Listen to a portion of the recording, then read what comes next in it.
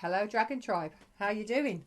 Not been on for a bit, it's been a bit crackers with COVID, so hopefully Britain's coming out of lockdown or starting to come out of lockdown beginning of next week. I do hope so.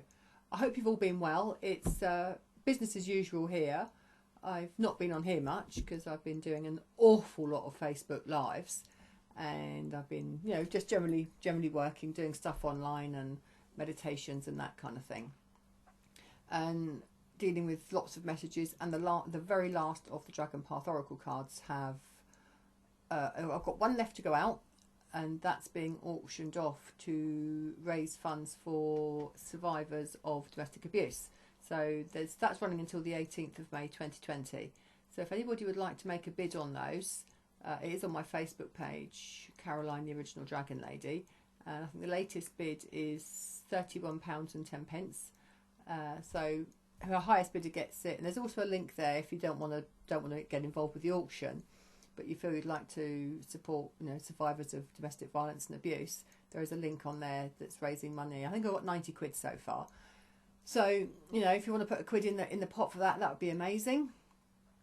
Over the last few weeks, I get a lot of messages anyway, but I've had loads over the last few weeks. I seem to spend my entire life answering WhatsApps, emails, texts, Facebook messages, whatever. It's just been, loads of it. And then there's obviously comments on Facebook and Instagram and things that I then need to follow up with. So I've been business as usual in many ways, except the fact that I was not seeing clients face to face, which is always a bit of a shame. And workshops have had to be postponed. The April workshop, the 2-day one in Glastonbury, has been postponed. That's now been put forward to September. And I'm hoping, I don't know what's going to happen about Orkney. I'm doing a 5-day retreat with people, a lovely group of ladies. But obviously if borders aren't open, because I've got some coming in from overseas, if borders aren't open, I don't think that'll be taking place. But that's June, so that's a bit of a watch this space.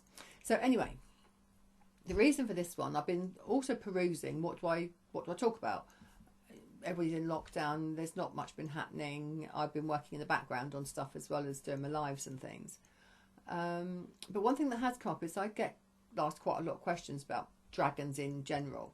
So what I've done is I've sort of printed off pages of frequently asked questions here. And so I thought I'd share some of my frequently asked, oh gosh, I can't speak. Frequently asked, that's better. Frequently asked questions about dragons. And you know what? No question is ever stupid. Anybody that works and is been a student in the mind, body, spirit field, hopefully has been taught and told by their mentor, their teacher, their coach, whatever, that there is never a stupid question.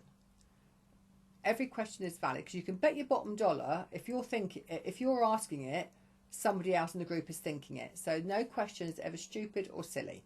So where am I going to start? That's one of the first questions. Some of these are on my website. But one of the questions that I found quite intriguing that I've actually put onto my website and I'm going to address here is a lady messaged in and said that she's read somewhere that dragons are in hierarchies. And why is this, in short? She said that she's been told that dragons are very different from us. So why do they need to organise themselves in that way? It's really interesting. I do not see, and from the information I have from dragons, they do not work in hierarchies. They have clans and they have groups, which are called clans, but they're not hierarchical. Hierarchical, is that the right word? That word, anyway. There is no them and us. There is no higher or lower. There's maybe different dimensions, because you've got the Earthwalk dragons, you've got the Galactic dragons, you've got the Guardian dragons, you've got the Healing dragons. They're all different clans, and then on top of that you've got your own guides and teachers and whatnot. But I don't see them as being hierarchical. But the angelics are in hierarchy. I can't remember what all the different layers are of the angelics now, but you've got the archangels, the seraphims, and the whichever way they go. The dragons don't organise themselves in that way, certainly not to my understanding and mind. And if you guys know different and know better, or I've got a different understanding. I'd love to hear it, but certainly in the 15 or more years that I've been working with dragon energy, I've never known them to be organised in hierarchies of, you know, who's top dog and who's bottom dog. Doesn't seem to work like that. But I thought that was a really interesting question. So that's that one. That was one that I thought I'd share with you. Another one that is quite interesting is how many dragons are there? And this particular person said, I find there are so many different ones, different colours, shapes, sizes, attitudes. And is there a particular reason for that? Do you know what? The dragons are as different as we are. We're all different shapes, sizes, heights, colours, nationalities. And the dragons are no different, really, in many respects. And then, of course, you've got the dragons that I tend to see, that which are in the deck. So you've got the, you know, the big-bodied, four-limbed, winged, big pot bellies sometimes, a bit like mine, and that kind of stuff. But then you've also got the Chinese dragons. You've got the emperor dragons. Now the emperor dragons are Japanese. They're fairly new energy coming in. They've been around. I became aware of them probably March 2019, maybe a little bit before. I don't know if there's a video on here about it, but anyway, so there's the emperor dragons coming in. They've sort of taken a back seat for a while, because dragons do this. They take a back seat for a bit. They'll come in and give you a shed load of information and then clear off and leave you with it to work out. Sometimes, you know, that sometimes they can be around for a few days, but I've certainly noticed they were with me solidly for 2 years, and then they started to back off, and now they sort of come in and out, which is fine. But yeah, so dragons are as infinite as we are. Now, I think they said, yeah, they said actually, the dragons actually said to me their numbers are as infinite and as uncountable as the stars. So, and of course, they cover many dimensions as well. So that's quite a, you know, gives you an idea of how many different dragons there are within the universes, not just our universe. When the dragons first showed themselves to me, they were always bicoloured, 2 colours. They had a colour down their backs and their heads and down their tail, but their underside, sort of throat and tummy and heart area, and going right down to the back of their tail, their hind legs, it was always a different colour. There were always 2 colours. That has shifted somewhat in recent years. You still get 2-colour dragons. You still sometimes get 3-colour dragons, and people are talking about rainbow dragons. No, I'm not quite sure about rainbow dragons. There's a connection with them and Lemuria, but I don't quite get the rainbow side of it. But anyway, that's neither here nor there. That's not for today. Every dragon has its own strength, its personality, its role, and if you like, task or job to do. You know, so the earth walks are to do with our existence here on earth, so they encourage us to be brave, to step up, to let go of all the fears, and to step into our power. The galactics are the peacekeepers, but they also they also have a spiritual essence to them.